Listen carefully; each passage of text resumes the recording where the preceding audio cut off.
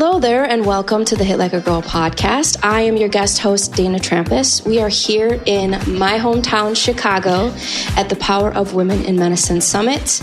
Today we are joined by Dr. Marcy Faustin. She's a family and sports medicine doc, a former Division I track star, and team physician for the U.S. women's gymnastics team at the Tokyo and Paris Olympics. Welcome, Dr. Faustin. It is so great to have you here. How has your time been here in Chicago? I know you said you have some family here. How does it feel to be in Chicago right now? Well, first and foremost, thank you for inviting me to be a part of your podcast. I'm excited to be here. I love what you do to amplify the voices of women. And it has been great being here. It's a whirlwind. I'm also from the suburbs of Chicago, of Orland Park. So it was fun to go and see family before I came up for the conference. That's so great to have you here. And I know in our intro, you were a former Division I track star, and now you are a physician helping athletes. How has that influenced your practice? Yeah, so growing up, my dad, Poppy, my parents immigrated from Haiti. And his rule was after school, nobody can come home after school. So everybody had to do a sport until you were old enough to get a job. And my sisters chose to work and I chose to continue to do sports because I loved it. So when I was in high school, did volleyball, gymnastics, and track, and then went to college and did track and field. And so I was a high jumper and a sprinter. And I definitely think that my experience in athletics is what brought me to this point in my career today. Actually, when I was at Loyola Chicago, my team physician, Dr. Neeru Jayanthi, who is at Emory right now, professor, and he was evaluating my knee or something. And I was like, what do you do? And he said, come with me. So he took me to resident teaching. He took me to his clinic. He took me to the hospital. And that's where I found out that family medicine and sports medicine was even a career option. And so really I followed in his footsteps throughout this, and it's been amazing. So let's talk a little bit about your practice. You say a lot that you treat the whole athlete. Mm-hmm. What does that look like today to treat the whole athlete? Yes. So at UC Davis, where I'm located, I'm under the Department of Physical Medicine Rehabilitation, but I'm a family and sports medicine doctor. So also under family medicine, but I get the opportunity to treat the general population and family medicine and sports medicine. But as the co-head team physician for UC Davis athletes, we're Division I, we have football, but I do have the opportunity also to treat athletes. And my co-head doc and I, Dr. Kevin Burnham, we take the approach of taking care of their primary care and doing their musculoskeletal health and their mental health. And so I think this premise of taking care of the whole athlete is really utilizing the biopsychosocial model to take care of every single patient that we see, knowing that not just their biology, what their injury may be, or their high blood pressure, whatever it may be, but how does their psychology, how does their mental health and their stress impact who they are and their ability to heal?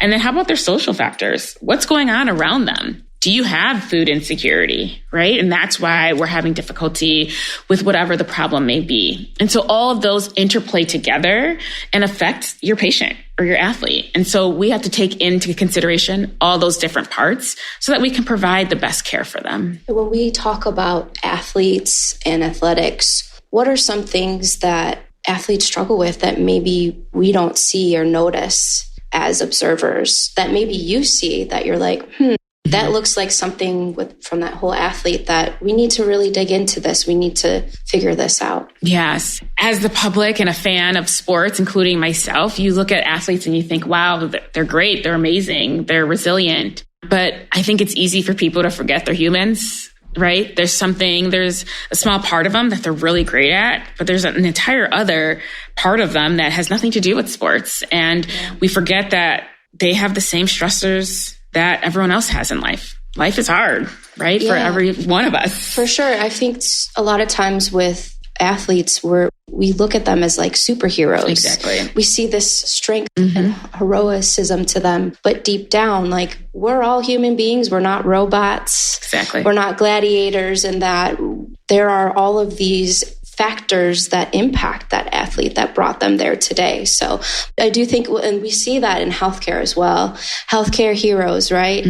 Where we're saying all of these fantastic healthcare people who took care of us during the pandemic, and when systems fail, they're our heroes. But at the end of the day, we're all human beings. We're all susceptible to the same social determinants of health. I think I see a lot of parallels between healthcare and that regard of putting that label of hero on there. And I think we do a lot with athletes and celebrities and folks that we see. Exactly. We don't think about all those things. So it's great that you're putting eyesight into that. Another thing that I would love to chat about is social media. Yes. I know you wrote an op-ed about social media. So how do you advise athletes to manage that? When your life is so public, social media, anybody can pick up their phone and start videoing themselves anywhere. And when you're high profile or an athlete, it can come with a struggle. So how do you advise around that? Yes. I think social media, there are positives and there are negatives. I think even as a collegiate athlete, I always say, I think undergrad, doing track and be a bio major, trying to get in medical school, I thought that was harder than medical school. And I didn't have the pressures of social media. We didn't have it yet. And so to watch all of every single person, right, be impacted from our youth to our adults, to the professional athletes, the collegiate athletes, and people can be mean. Right. Yeah. And it's a lot of influence and it's a lot of noise coming into you. And so I really try to stress to all my patients to really boundary yourself, right? Be mindful of what you're taking in. Really set your boundaries of how much time you're going to do that or when you're going to do that. And especially after, say, a competition, give yourself even 10, 15 minutes. Sit with yourself. Figure out how you felt the game went or the competition went. How did you feel?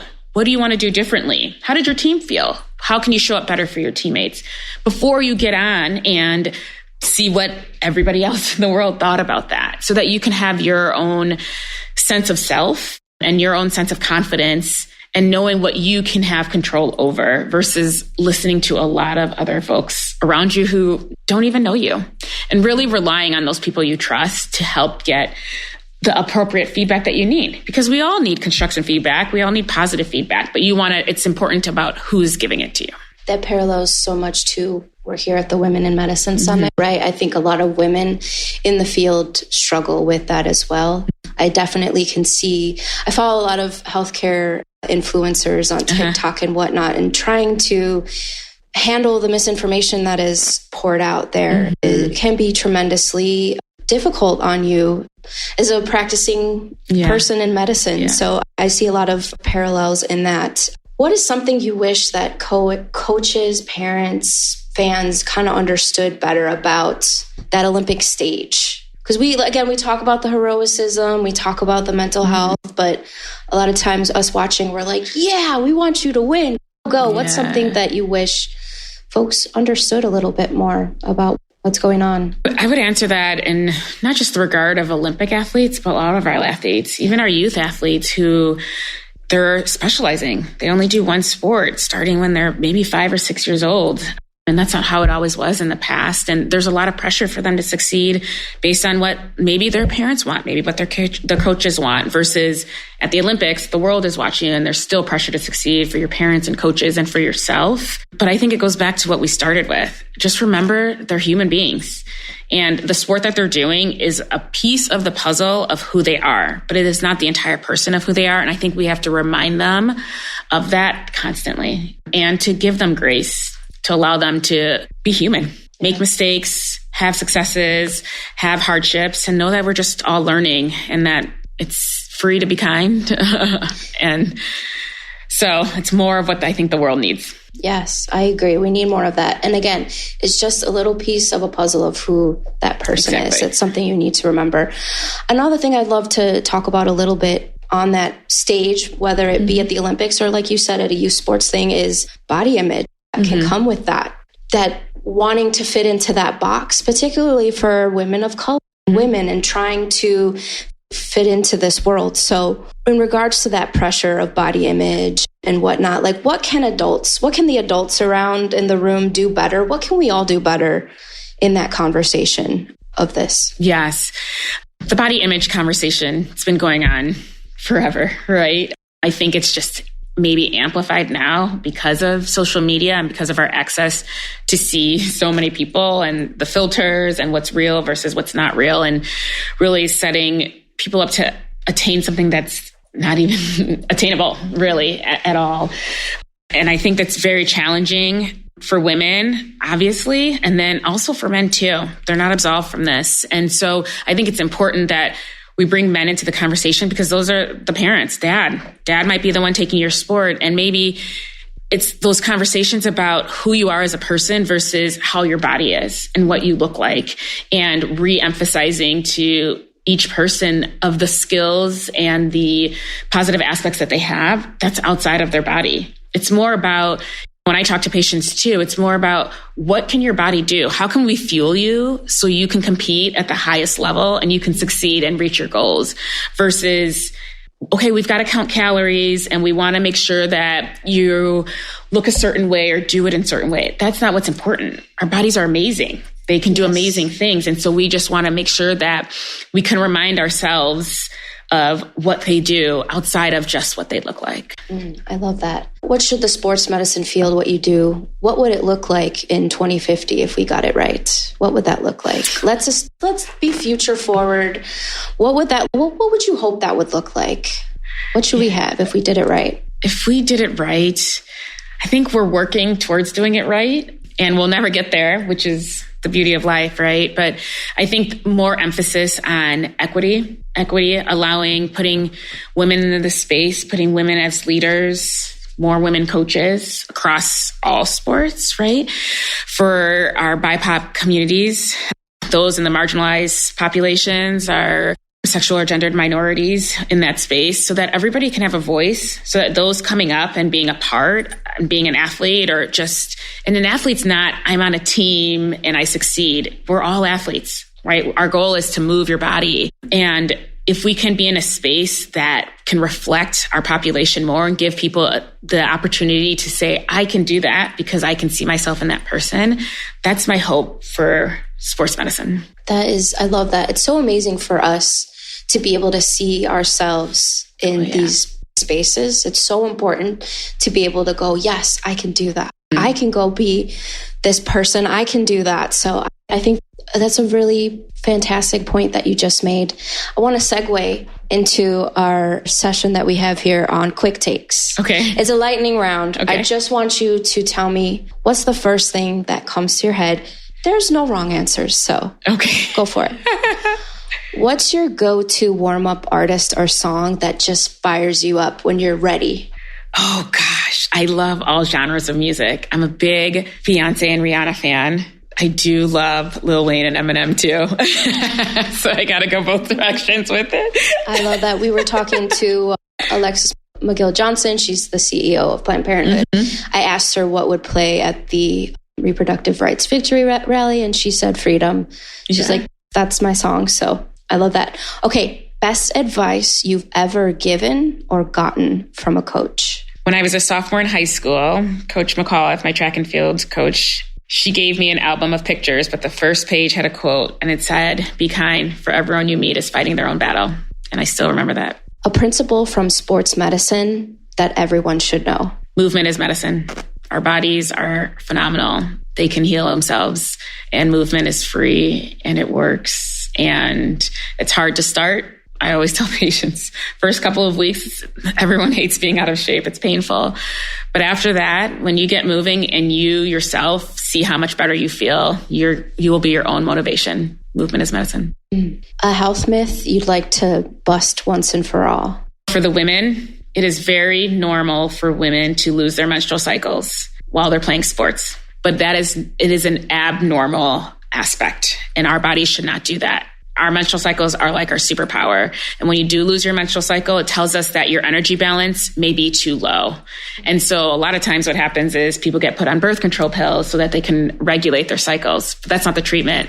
The treatment is to increase your energy balance. And so really just remembering if there's a change in your menstrual cycles, go see your doctor. Go talk to them about it. I will say that I've been told, like, if you're slow on your period or whatever, stop working out. Don't work out. I've heard that, like, misinformation and whatnot rolling around. That's great. What a dream sports legend you love to trade wisdom with. It could be living, past. Who would you just want, like, 5 minutes with, pick their brain? I think as a track and field athlete, and the world championships right now for track are going on, Jackie Joyner-Kersee would be amazing. She was a legend, and she was herself in a time that was even so much harder than the days are now. And she succeeded in all aspects of life. If you could design the Olympic Training Center of the future, what's one feature it must have? I think it should have a section that's called Fuel Your Soul. And everybody has to go in, and it's a time away from sport and for you to figure out what fuels your soul. What puts a couple drops in your bucket when you're feeling empty, so that people have that time to play and to do things that make them feel themselves. Are you going to LA Olympics? You might not be able to say it. If you can't, that's okay. I hope you're listening. We should have that as part of the next Olympics. That's all I'm saying. I'm just plugging it. I'm just plugging it.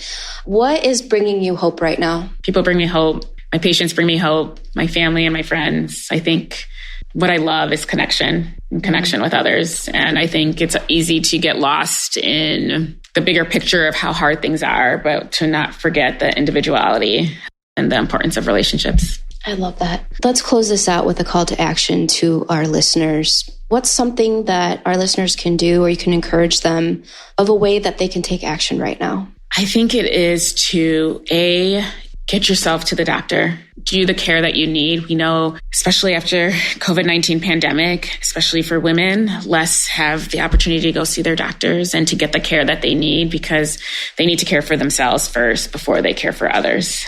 I love that. We all need to make sure that we're regularly doing those checks and balances of giving annual wellness visits and getting our pap smears, because I think as women, sometimes we forget. We're so worried about taking care of everybody else that we forget to take of ourselves. So I love that, CTA. Please go get your checks and balances that you need to. It's so important to take care of yourself.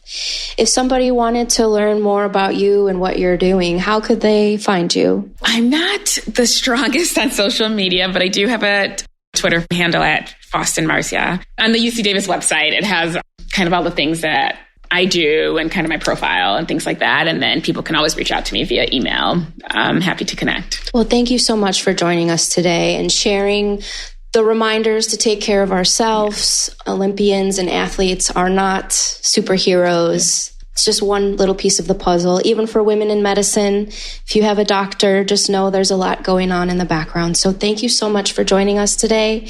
And thank you for listening to us on the Hit Like a Girl podcast. If you like today's show, like it, share it, tag us. I'm Dana Trampas, your guest host. Have a great day.